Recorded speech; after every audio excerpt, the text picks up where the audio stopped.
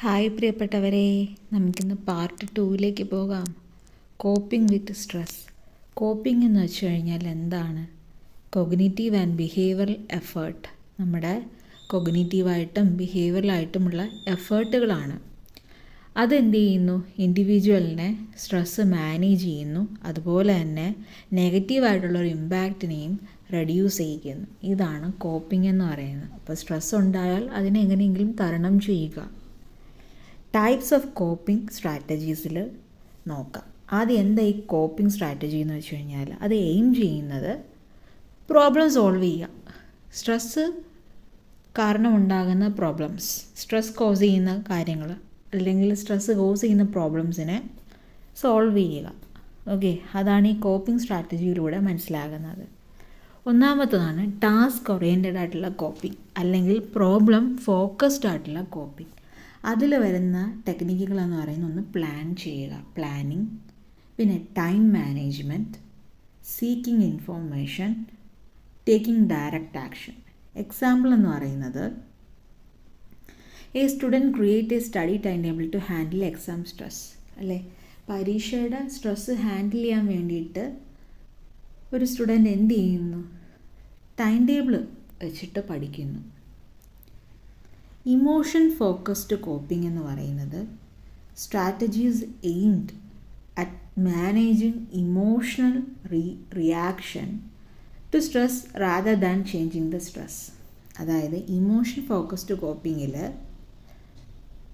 Manage ചെയ്യുകയാണ് ചെയ്യുന്നത്. Emotional റിയാക്ഷൻസിനെ മാനേജ് ചെയ്യുന്നു to stress rather than changing the stress. അതായത് സ്ട്രെസ്സറിനെ മാറ്റുന്നേക്കാളും നല്ലത് ഇമോഷണൽ റിയാക്ഷൻസ് ഓഫ് സ്ട്രെസ്സിനെ മാനേജ് ചെയ്യുകയാണ് ചെയ്യുന്നത്. Technique deep breathing, meditation, talking to friends, പിന്നെ പോസിറ്റീവായിട്ടുള്ള സെൽഫ് ടോക്ക്.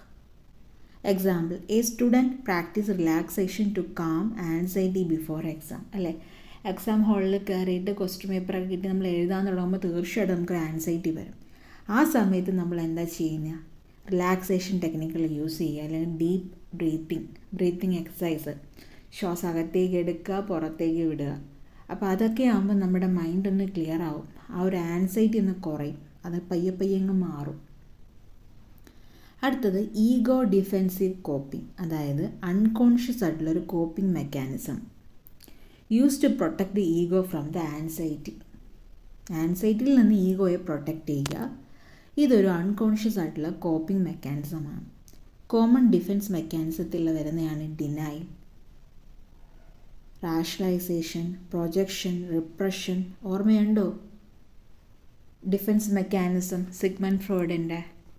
ഓർമ്മയില്ലെങ്കിൽ അത് പോയി ഒന്ന് പഠിച്ചിട്ട് വരിക. ഓക്കെ, അടുത്തത് example, a student blames the teacher for poor mark instead of accepting lack of preparation. അതായത് ഒരു കുട്ടി ബ്ലെയിം ചെയ്യുകയാണ്, എനിക്ക് മാർക്ക് കുറഞ്ഞു പോയത് ടീച്ചറിൻ്റെ കുഴപ്പം കൊണ്ടാണെന്ന് ബ്ലെയിം ചെയ്യുകയാണ് ടീച്ചറിനെ. പകരം അക്സെപ്റ്റ് ചെയ്യുക, അത് ടീച്ചറിൻ്റെ തെറ്റല്ല, എൻ്റെ പ്രിപ്പറേഷൻ്റെ കുറവ് കൊണ്ടാണ് എനിക്ക് മാർക്ക് കുറഞ്ഞു പോയത്. ഓക്കെ, അടുത്തത് സ്ട്രെസ് മാനേജ്മെൻറ്റ് ടെക്നിക്സ്. എന്താണ് ഈ സ്ട്രെസ് മാനേജ്മെൻറ്റ് ടെക്നിക്സ്? സ്ട്രെസ്സിനെ മാനേജ് ചെയ്യാനുള്ള കുറച്ച് ടെക്നിക്സ്. ഒന്ന് CBT. എല്ലാ സ്ഥലത്തും കേൾക്കുന്നതാണ്, സൈക്കോളജി പഠിക്കുന്നവർക്ക് എല്ലാവർക്കും അറിയാം CBT. Cognitive behavioural therapy. അതൊരു സ്ട്രെസ് മാനേജ്മെൻറ്റ് ടെക്നിക്സ് ആണ്. CBT എന്ന് പറയുന്നത് psychological intervention that help individual identify and change negative thought pattern and behaviors. അതായത് ഒരു ഇൻഡിവിജ്വലിന് നെഗറ്റീവായിട്ടുള്ളൊരു തോട്ടും അല്ലെങ്കിൽ അങ്ങനെയുള്ള തോട്ടോ ബിഹേവിയറോ പാറ്റേൺസൊക്കെ ഉണ്ടെങ്കിൽ അത് ചേഞ്ച് ചെയ്യുക. അതുകൊണ്ടാണ് സൈക്കോളജിക്കൽ ഇൻ്റർവെൻഷൻ എന്ന് ഉദ്ദേശിക്കുന്നത്. ടെക്നിക്ക് CBTയിൽ യൂസ് ചെയ്യുന്ന ടെക്നിക്സ് എന്ന് പറഞ്ഞാൽ കൊഗ്നിറ്റീവ് റീസ്ട്രക്ചറിങ് ചെയ്യുക, challenging rational belief, developing problem solving skill. Example, replacing the thought I will fail with I can improve my practising more. അതായത് ചില ആൾക്കാർ ഇങ്ങനെ പറയും, എടാ എന്നെക്കൊണ്ട് പറ്റത്തില്ല. ചിലപ്പോൾ ഇങ്ങനെയും പറയുന്ന ആൾക്കാരുണ്ട്, ഞാനിത് തോറ്റു, ഞാൻ ഫെയിലായിപ്പോവും. അങ്ങനെയൊക്കെ അതായത് നെഗറ്റീവ് തോട്ടുകൾ എപ്പോഴും പറയുന്ന ആൾക്കാരുണ്ട്. പകരം എന്തുകൊണ്ട് പോസിറ്റീവ് തോട്ട് പറഞ്ഞുകൂടാ? I can improve my practising more.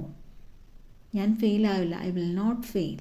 അല്ലെങ്കിൽ എനിക്ക് ഇമ്പ്രൂവ് ചെയ്യാൻ പറ്റും, എൻ്റെ പ്രാക്ടീസ് കൂട്ടാൻ പറ്റും, I will improve my practising. ഞാൻ റിവൈസ് ചെയ്യും, ഞാൻ നല്ല രീതിയിൽ റിവൈസ് ചെയ്യുന്ന ഒരു ടൈം ഞാൻ കൂട്ടും. അങ്ങനെ പോസിറ്റീവായിട്ട് പറയുക.